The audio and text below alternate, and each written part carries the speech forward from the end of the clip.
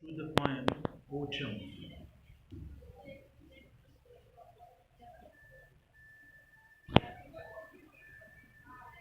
It's written by James Thompson.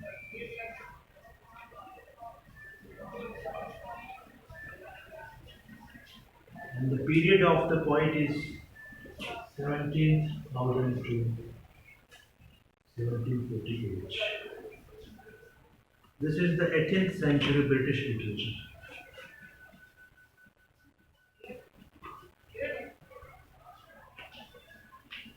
And you see, like Gray, Collins, William Cooper, William Collins, this is a poem by James Thompson, who is one of the celebrated harbingers of Romanticism. This is very important. This question comes in examination. That who are the precursors of Romanticism? You are supposed to write Collins, Gray, Thompson, the harbingers of Romanticism.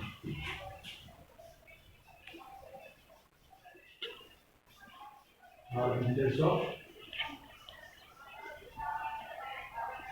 Romanticism. There has been a range of poets in English literature who came before the Romantic revival. They are called the precursors of Romanticism because they were the poets, they were the thinkers who could foresee that a new change would come in the arena of literature, in the realm of literature, and they started incorporating some of the traits of Romantic revival in terms of language, in terms of natural description, in terms of attitude towards man and mankind, in terms of incorporating some of the basic precepts related to progress, rationality, scientific outlook, and all. And finally is the individualism, and more particularly about the approach to go away from the so-called practice of neoclassicism that was the rhyming scheme and the meter. So these are some of the features which could be seen in that era, which came, which slightly comes before the Romantic period, and that is the era called the transitional phase. And the poets who were in this era are known as the precursors of Romanticism. So it's a very good poem on nature. It's a fabulous poem on autumn. This poem describes the beauty of the night. This poem describes the beauty of the moon and moonlight present particularly in the time of the night. This poem, in a very exquisite way, describes the beauty of the grass, the beauty of the landscape, the beauty of the vapors, and somewhere in the poem, the moon is compared to sun, devoid of flames. Number one, and in this poem there has been a reference of telescope that when the moon is viewed through the telescope, the mountains, the spotted lights, and the various geographical areas could be seen with the help of that telescope. So that all beauty has been delineated by the poet through the poem entitled Autumn. And this poem Autumn has been uh, incorporated, has been, you know, written in one of his anthologies. And the name of that anthology is The Seasons.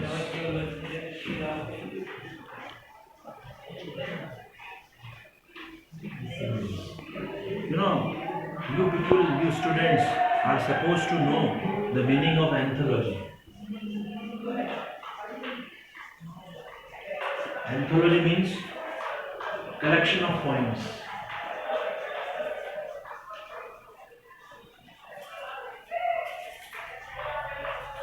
Collection of poems. The famous anthology is the prelude, uh, the very famous anthology written by Coleridge and Wordsworth. It is the prelude. Well, I think it's not prelude. It is which poem? It is which anthology? I think I am forgetting. The very famous. It is, or we can come to the next anthology, the Golden Treasury, written by Palgrave. Ah, yes, I reminded. I got reminded. The lyrical ballads.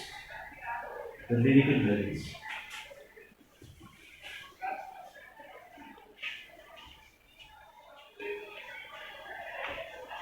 It was written both by Wordsworth And Coleridge.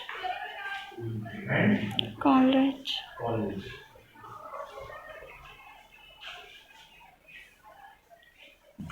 So I come straight to the text of the poem. The very first line: the western sun withdraws the shortened day. In this poem, the beauty of the landscape, the beauty of the landscape of autumn season has been delineated by the poet.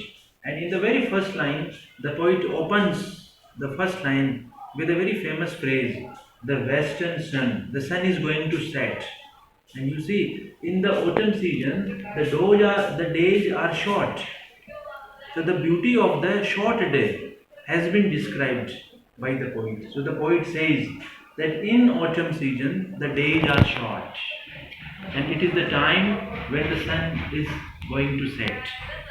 So the western sun withdraws the shortened day and humid evening, and this is the time of evening, and since it is the season of autumn, so everywhere humid is found.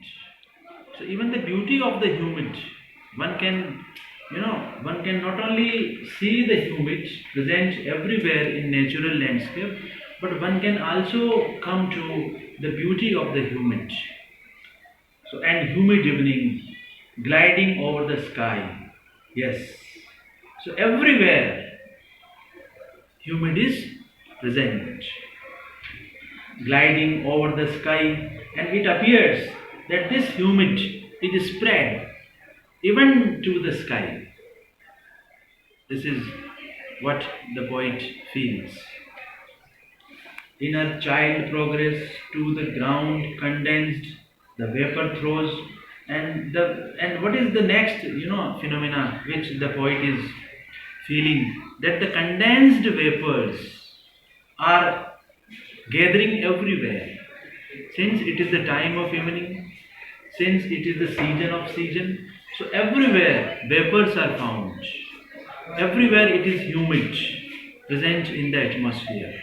And the entire atmosphere has become wet due to the vapors.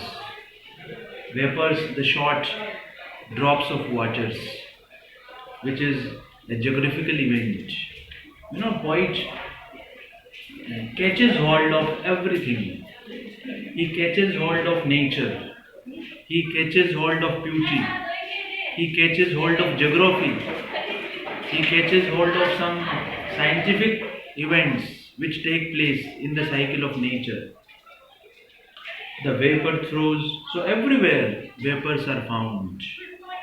Where creeping waters ooze, where marshes stagnate, and you see, with the happening of all these vapors, what is happening in nature? That everywhere it appears to be wet.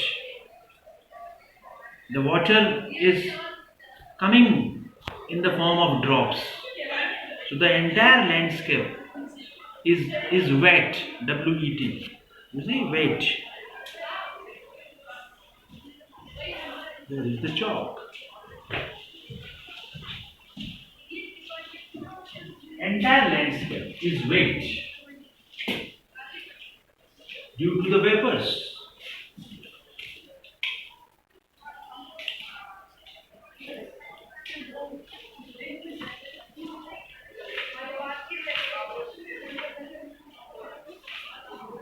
Yes, where creeping waters ooze, wherein marshes stagnate. Marshes has been a sort of एक तरह का आप उसको दलदल कह सकते हैं, एक तरह से गीली जमीन, वहां तक वो वेपर्स वो फैला हुआ है. And wherein river wind, and it is spread even by the side of the river, wherein river wind clustered the rolling fogs, yes, clustered the rolling fogs. And due to all such geographical event, what is forming? Fog is forming. Fog is coming into existence, and the visibility has been very low. And since it is the time of when it is autumn, a slight winter falls, and when vapors are taking place in nature, then finally what appears into our vision? It is fog, it is mist, it is the season of the mist and mellow fruitfulness, has been written by John Keats in one of his odes, Ode to Autumn. So the reference of fog given here could be verified by the poem Ode to Autumn, written by John Keats. The very first line of Ode to Autumn runs like this: it is the season of the mist and mellow fruitfulness. So in the same way, James Thomson here in this poem Autumn has given reference of fog. That fogs are coming into existence. The myths are being formed. It's a great geographical event. And myths are there in the landscape, then visibility becomes very, very low. And clustered the rolling fogs. And you see, fogs are not only taking place, but they are moving from one particular place to another. The more we go, the more we find the fog. So it appears that fogs are moving ahead, because everywhere it is spread, it is spreading and swing along the dusky mantled lawn. So the fogs are covering the lawns, fogs are covering the grasslands. And at this particular point of time, the poet looks at the moon in the sky. So in the middle part of the poem, the poet talks of the beauty of the moon.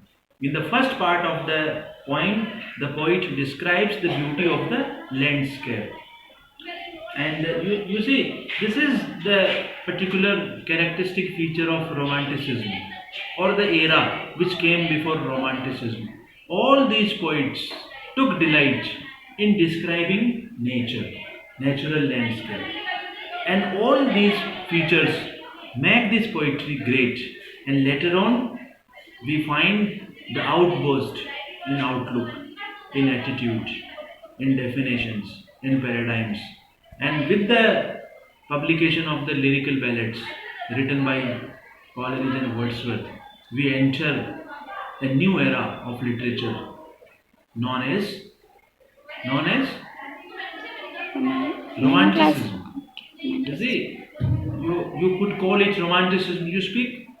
You could call it Romanticism. Romanticism. You could call it the Romantic School era. of Poetry. You could call it the Romantic Era. Revival. Speak. The Romantic Revival.